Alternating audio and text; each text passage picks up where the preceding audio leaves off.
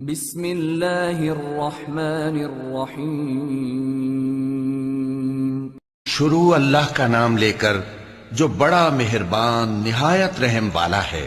اے پیغمبر صلی اللہ علیہ وآلہ وسلم، جو عورت تم سے اپنے شوہر کے بارے میں بحث و جدال کرتی اور اللہ سے شکایت رنج و ملال کرتی تھی، اللہ نے اس کی التجا سن لی اور اللہ تم دونوں کی گفتگو سن رہا تھا۔ کچھ شک نہیں کہ اللہ سنتا ہے، دیکھتا ہے۔ جو لوگ تم میں سے اپنی عورتوں کو ماں کہہ دیتے ہیں وہ ان کی مائیں نہیں ہو جاتی، ان کی مائیں تو وہی ہیں جن کے بطن سے وہ پیدا ہوئے۔ بے شک وہ نامعقول اور جھوٹی بات کہتے ہیں، اور اللہ بڑا معاف کرنے والا ہے، بخشنے والا ہے۔ اور جو لوگ اپنی بیویوں کو ماں کہہ بیٹھیں پھر اپنے قول سے رجوع کر لیں تو ان کو قربت سے پہلے ایک غلام آزاد کرنا ضرور ہے۔ مومنو، اس حکم سے تم کو نصیحت کی جاتی ہے اور جو کچھ تم کرتے ہو اللہ اس سے خبردار ہے۔ اب جس کو غلام نہ ملے وہ قربت سے پہلے لگاتار 2 مہینے کے روزے رکھے، پھر جس کو اس کا بھی مقدور نہ ہو اسے 60 محتاجوں کو کھانا کھلانا چاہیے۔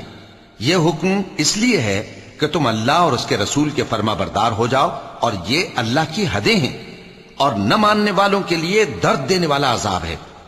جو لوگ اللہ اور اس کے رسول کی مخالفت کرتے ہیں وہ اسی طرح ذلیل کیے جائیں گے جس طرح ان سے پہلے لوگ ذلیل کیے گئے تھے، اور ہم نے صاف صاف آیتیں نازل کر دی ہیں، اور جو نہیں مانتے ان کو ذلت کا عذاب ہوگا۔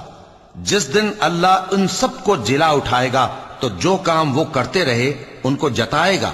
اللہ نے وہ سب کام لکھوا رکھے ہیں اور یہ ان کو بھول گئے ہیں، اور اللہ ہر چیز سے واقف ہے۔ کیا تم کو معلوم نہیں کہ جو کچھ آسمانوں میں ہے اور جو کچھ زمین میں ہے اللہ کو سب معلوم ہے؟ کسی جگہ 3 شخصوں کی سرگوشی ہوتی ہے تو اللہ ان میں چوتھا ہوتا ہے، اور جہاں 5 آدمیوں کی سرگوشی ہو تو وہ ان میں چھٹا ہوتا ہے، اور نہ اس سے کم یا زیادہ مگر وہ ان کے ساتھ ہوتا ہے، خواہ وہ کہیں ہو۔ پھر جو جو کام یہ کرتے رہے ہیں قیامت کے دن اللہ سب ان کو بتائے گا۔ بے شک اللہ ہر چیز سے واقف ہے۔ اے پیغمبر صلی اللہ علیہ وآلہ وسلم، کیا تم نے ان لوگوں کو نہیں دیکھا جن کو سرگوشیاں کرنے سے منع کیا گیا تھا، پھر جس کام سے منع کیا گیا تھا وہی پھر کرنے لگے؟ اور یہ تو گناہ اور ظلم اور پیغمبر صلی اللہ علیہ وآلہ وسلم کی نافرمانی کی سرگوشیاں کرتے ہیں، اور جب تمہارے پاس آتے ہیں تو اللہ تعالیٰ کے بتائے ہوئے الفاظ کے بجائے دوسرے الفاظ میں تمہیں دعا دیتے ہیں، اور اپنے دل میں کہتے ہیں کہ اگر یہ واقعی پیغمبر ہیں تو جو کچھ ہم کہتے ہیں اللہ ہمیں اس کی سزا کیوں نہیں دیتا؟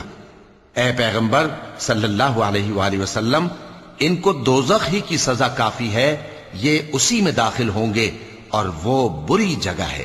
مومنو، جب تم آپس میں سرگوشیاں کرنے لگو تو گناہ اور زیادتی اور پیغمبر کی نافرمانی کی باتیں نہ کرنا، بلکہ نیکوکاری اور پرہیزگاری کی باتیں کرنا، اور اللہ سے جس کے سامنے جمع کیے جاؤ گے ڈرتے رہنا۔ منافقوں کی سرگوشیاں تو شیطان کے اکسانے سے ہیں جو اس لیے کی جاتی ہیں کہ مومن ان سے رنجیدہ ہوں، مگر اللہ کے حکم کے سوا ان سے انہیں کچھ نقصان نہیں پہنچ سکتا۔ تو مومنوں کو چاہیے کہ اللہ ہی پر بھروسہ رکھیں۔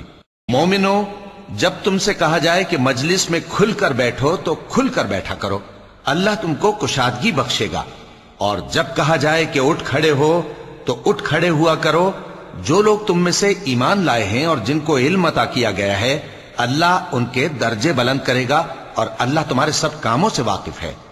مومنوں، جب تم پیغمبر کے کان میں کوئی بات کہو تو بات کہنے سے پہلے مساکین کو کچھ خیرات کر دیا کرو، یہ تمہارے لیے بہت بہتر اور پاکیزگی کی بات ہے، اور اگر خیرات تم کو میسر نہ آئے تو اللہ بخشنے والا مہربان ہے۔ کیا تم اس سے کہ پیغمبر کے کان میں کوئی بات کہنے سے پہلے خیرات کرو ڈر گئے؟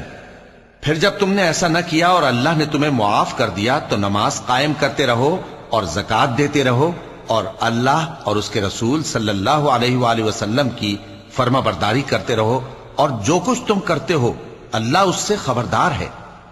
بھلا تم نے ان لوگوں کو نہیں دیکھا جو ایسے لوگوں سے دوستی کرتے ہیں جن پر اللہ کا غضب ہوا؟ وہ نہ تم میں ہیں نہ ان میں، اور جان بوجھ کر جھوٹی باتوں پر قسمیں کھاتے ہیں۔ اللہ نے ان کے لیے سخت عذاب تیار کر رکھا ہے۔ یہ جو کچھ کرتے ہیں یقیناً برا ہے۔ انہوں نے اپنی قسموں کو ڈھال بنا لیا ہے اور لوگوں کو اللہ کے رستے سے روک دیا ہے، سو ان کے لیے ذلت کا عذاب ہے۔ اللہ کے عذاب کے سامنے نہ تو ان کا مال ہی کچھ کام آئے گا اور نہ اولاد ہی کچھ فائدہ دے گی۔ یہ لوگ اہل دوزخ ہیں، اس میں ہمیشہ جلتے رہیں گے۔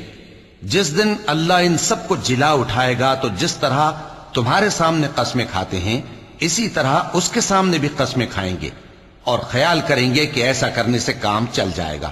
سنو، یہی تو ہیں جھوٹے۔ شیطان نے ان کو قابو میں کر لیا ہے اور اللہ کی یاد ان کو بھلا دی ہے۔ یہ لوگ شیطان کا ٹولہ ہیں، اور سن رکھو کہ شیطان کا ٹولہ ہی نقصان اٹھانے والا ہے۔ جو لوگ اللہ اور اس کے رسول صلی اللہ علیہ وآلہ وسلم کی مخالفت کرتے ہیں وہ نہایت ذلیل ہوں گے۔ اللہ نے یہ بات لکھ دی ہے کہ میں اور میرے پیغمبر ضرور غالب رہیں گے۔ بے شک اللہ زور آور ہے، صاحب اقتدار ہے۔ جو لوگ اللہ پر اور روز قیامت پر ایمان رکھتے ہیں تم ان کو اللہ اور اس کے رسول صلی اللہ علیہ وآلہ وسلم کے دشمنوں سے دوستی کرتے ہوئے نہ دیکھو گے، خواہ وہ ان کے باپ یا بیٹے یا بھائی یا خاندان ہی کے لوگ ہوں۔